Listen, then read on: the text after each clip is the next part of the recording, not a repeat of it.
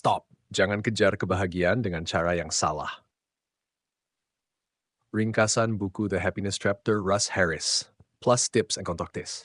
Kalau kamu pernah merasa capek ngejar kebahagiaan tapi malah makin stres, buku The Happiness Trap karya Dr. Russ Harris ini wajib banget kamu baca. Buku ini ngenalin konsep acceptance and commitment therapy, ACTA, yang intinya ngajarin kita buat nerima perasaan negatif daripada terus-terusan ngusirnya. Dr. Harris bilang, banyak orang terjebak dalam perangkap kebahagiaan karena percaya mitos bahwa kita harus selalu bahagia. Padahal, emosi negatif itu wajar dan bisa kita kelola dengan cara yang lebih sehat. Tips praktis dari The Happiness Trap, biar nggak cuma teori doang, ini beberapa tips dari buku ini yang bisa langsung kamu coba. 1. Jangan percaya semua pikiranmu. Kadang kita terlalu serius sama pikiran negatif sendiri. Nah, triknya adalah memisahkan diri dari pikiran itu. Tips, coba kasih suara lucu ke pikiran negatifmu. Misalnya, pakai suara kartun atau nyanyikan seperti lagu. Contoh, day, kalau kepikiran aku pasti gagal total di depresi ini, coba bayangkan suara lucu kayak unyil atau karakter kartun favoritmu. Dijamin pikiran itu jadi terasa lebih ringan. 2. Berhenti melawan perasaan. Semakin kita berusaha menghindari emosi negatif, semakin kuat mereka menyerang. Jadi bukannya dilawan, coba diterima aja. Tips, kalau lagi cemas atau sedih, tarik napas dalam-dalam dan izinkan dirimu merasakan emosi itu tanpa menghakimi. Contoh, saat deg-degan sebelum wawancara kerja, jangan buru-buru coba ngusir rasa cemas. Alih-alih katakan dalam hati, oke, aku merasa cemas dan itu nggak apa-apa. Aku tetap bisa melangkah. Hidup di saat ini. Kita sering banget kejebak mikirin masa lalu atau khawatir sama masa depan, padahal yang paling penting adalah sekarang.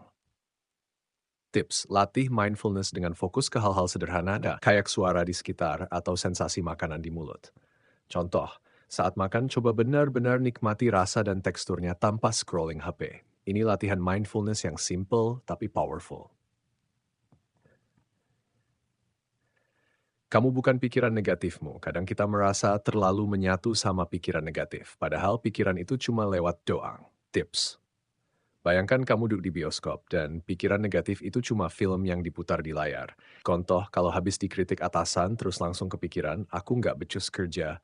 Ingat bahwa itu cuma satu momen, bukan identitasmu. Temukan apa yang benar-benar penting. Banyak orang ngejar sukses atau kebahagiaan tanpa tahu apa yang sebenarnya penting buat mereka. Makanya penting banget buat kenal nilai hidup sendiri. Tips, tuliskan 3-5 hal yang paling kamu hargai dalam hidup, lalu cek apakah tindakanmu sehari-hari sesuai dengan itu. Contoh, kalau kamu nilai keluarga itu penting, tapi kerja lembur terus dan gak pernah punya waktu buat mereka, mungkin perlu atur ulang prioritas. 6. Take action. Jangan nunggu motivasi. Jangan nunggu mood bagus buat mulai sesuatu. Yang penting langsung aja jalanin meskipun awalnya masih ragu.